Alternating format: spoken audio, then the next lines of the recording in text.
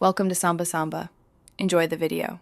You will start by signing into your Google account and opening Google Docs in Chrome. This gives the most reliable voice typing experience. Once done, open or create the document you'll dictate into.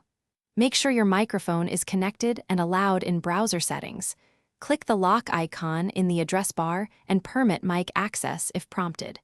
You're now ready to access the Tools menu. These prerequisites prevent permission errors and reduce setup interruptions during dictation. Now, with your document open, go to Tools and choose Voice Typing, or press Ctrl plus Shift plus S to open the voice typing box quickly. Once the box appears, select the microphone device and confirm the language so Google recognizes your speech accurately. Position your mic and click the microphone icon to start dictating.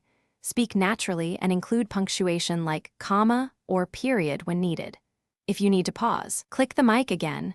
This helps you control text flow and correct phrasing as you go. To finish, click the microphone icon to stop voice typing and then read through your text to edit punctuation and formatting. Voice typing is great for speed but not perfect for structure. If voice typing won't start, make sure the browser's microphone permission is set to allow docs.